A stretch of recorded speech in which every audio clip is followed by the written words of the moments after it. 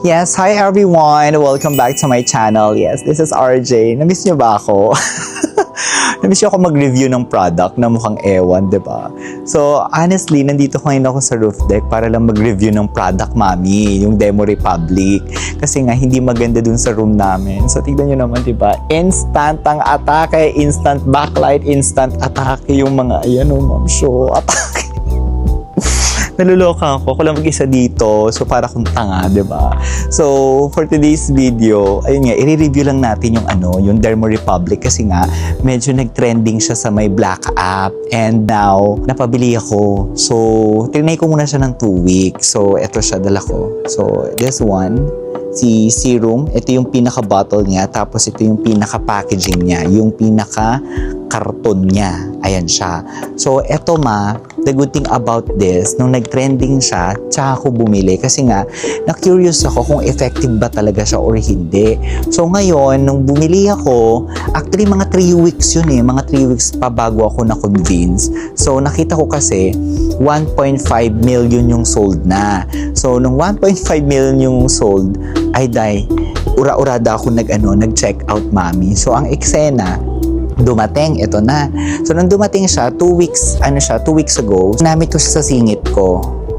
Diba? Believe it or not, sa singit ko siya ginamit. Kasi ang promotion nito, usually, sa nakikita ko sa mga video, sa singit nilalagay, tapos pumuputi. So, ako naman, na-curious ako, so nilagay ko sa singit ko. So, 2 weeks ko na siyang ginagamit. And in fairness, I must say, dear, totoo. So, yung mga claims nila na effective, nakaka-brighten up siya, nakaka-brighten up talaga siya. But not totally na yung as in parang pumuti talaga din, para ka nagluta tayo. Hindi naman ganun. Kasi yung sa akin, medyo brown yung singit ko honestly guys. Wag na tayo magpaka-plastic dear.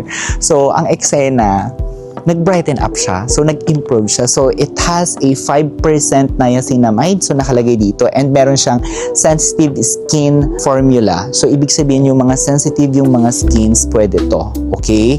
So, hindi ko lang sure kung pwede to sa mga buntis or etc. So, consult muna yung mga doctors niyo kung pregnant ba kayo, ganyan. Just let them know, okay? Bago kayo bumili ng mga ganito. Kung nakabili na kayo nito or kung same kayo na experience sa akin, just comment down below. And wala na siyang stock ngayon. 0 stock siya. Kaka-check ko lang siya ngayon kasi share ko sana nga siya sa Black App ulit kasi para dun sa experience ko. Kaso nga lang, na sold out siya, literal 0 stock siya. So, kung nakabili kayo nito, guys, continue nyo siya kasi consistency is the key pa rin naman talaga.